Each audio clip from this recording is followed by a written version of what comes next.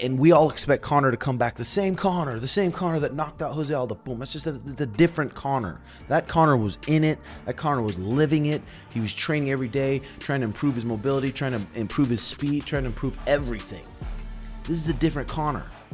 Max Holloway still training. We're going to see a vintage Max Holloway. I don't know if we're going to see a vintage Conor McGregor. I would love if we did, but I don't think we're gonna. The rest of the card got announced also. Let's just take a quick peek at it. But first of all, it's like, God damn it. Would you guys pick the last, if you're like, Conor McGregor's never going to fight again, what would you pick his last fight on earth to be? Any thoughts on Max Holloway and Conor Part 2? Do you have any predictions on that fight? It was announced today.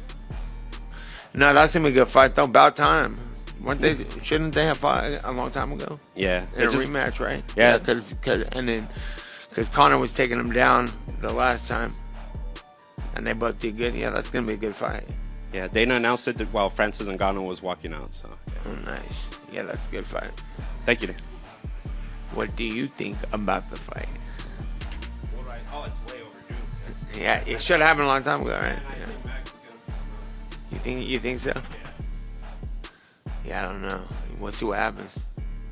The anticipation surrounding Conor McGregor's long-awaited rematch with Max Holloway has reached a level rarely seen in mixed martial arts. Every new interview, prediction, and training update has only fueled the excitement, turning this matchup into one of the most discussed events in recent UFC history. Fans have waited years to see McGregor return to the Octagon, but instead of everyone confidently backing the former two-division champion, opinions have become more divided than ever. One of the biggest reasons for that shift came when Joe Rogan admitted he believes this fight is almost impossible to predict. Rather than choosing a clear favorite, Rogan described the contest as a genuine 50-50 battle, a statement that immediately sparked debate throughout the MMA world. Hearing one of the sport's most respected analysts place the fight on such even terms surprised many fans who once considered McGregor nearly unbeatable. Rogan explained that the biggest question isn't whether McGregor still possesses world-class talent, but whether he can perform at that level after spending so much time away from elite competition. The UFC has changed dramatically over the last several years. Fighters have become more complete, training methods have evolved, and every division is filled with athletes who continue improving every time they compete. While McGregor has been recovering from injuries and building his life outside the cage, Max Holloway has remained one of the busiest and most consistent fighters in the organization. That contrast makes this matchup far more complicated than many people first expected. Few competitors can match Holloway's experience against elite opposition. Throughout his career, he has shared the cage with champions, contenders, and some of the toughest strikers the sport has ever produced. Instead of slowing down, he continues to perform at an incredibly high level. Fair play to him, that is the life that he's built. But he's coming back, right? And Max Holloway, as we know, has been very, very active. I mean, geez Louise, when we look at the record of Max Holloway, yes, he lost his last one in January for the BMF belt to Charles Oliveira. Didn't really get beaten up though, just kind of got taken down, had his back taken, defended the whole time.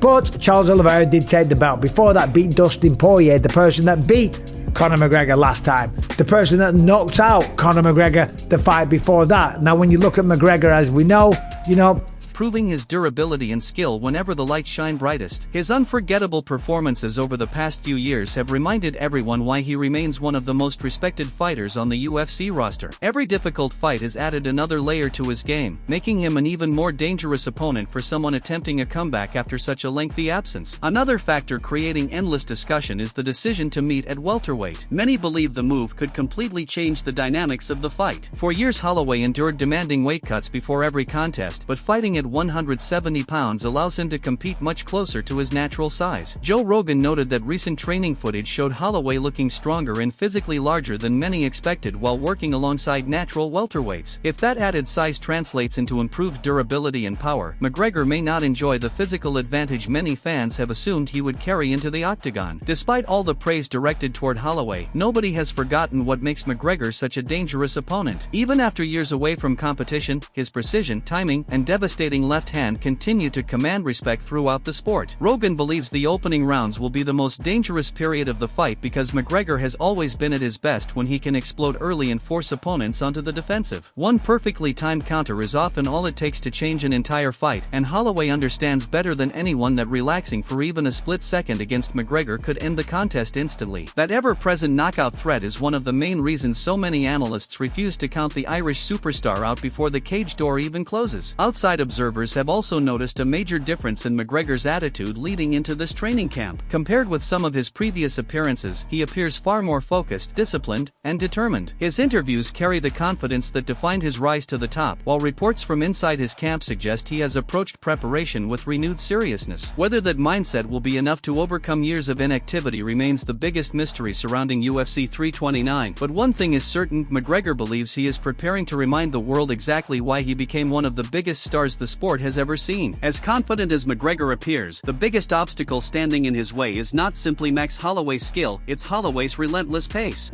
I think Max is going to beat him, but I just don't know what Conor's going to come back. It's been so long. I don't know how he's healed up. If his athleticism, his timing, his movement is the same as it was before, for sure he can beat Max, but I just don't know what he's going to look like. It's been too long. Do you miss seeing Conor come back? Like, do you miss seeing Conor talking? Bro, I don't even want to hear his voice, honestly. I didn't even understand what the fuck he's saying, bro. Yeah. It was crazy. It was hard to hear. Have we had anybody come back after 5 years and look good?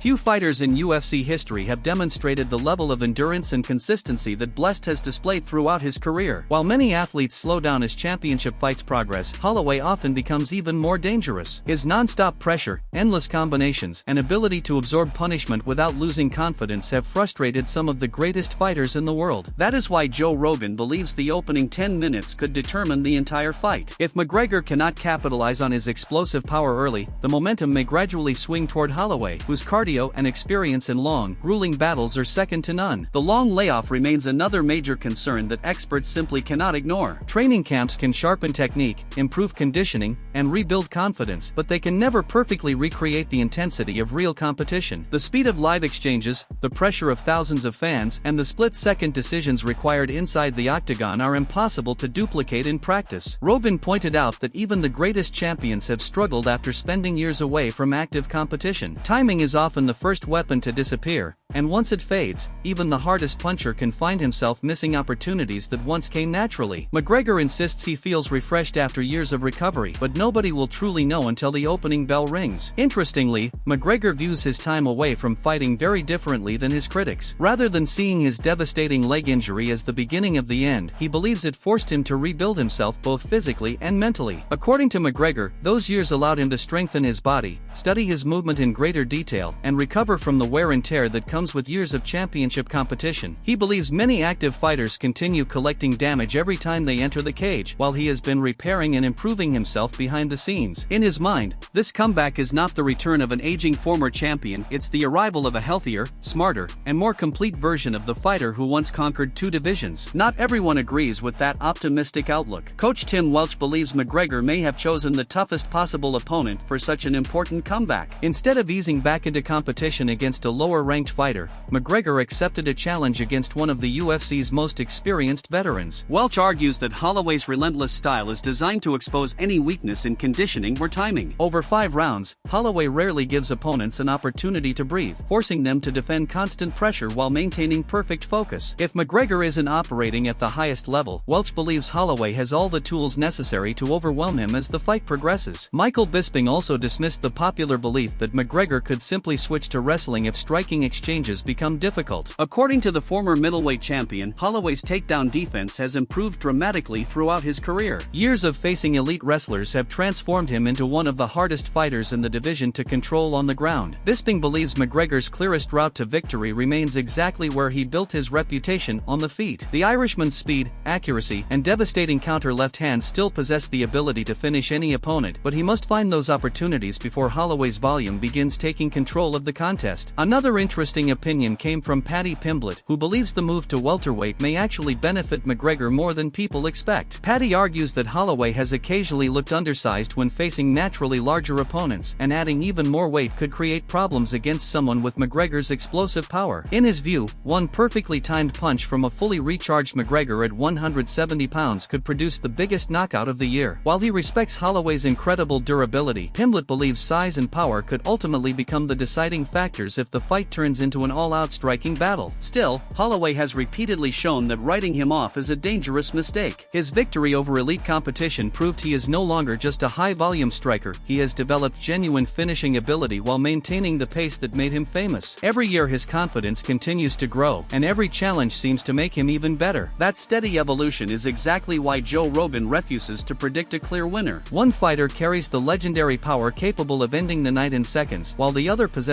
the endurance, experience, and momentum to dominate over 5 rounds. That combination makes this one of the most fascinating matchups the UFC has produced in years.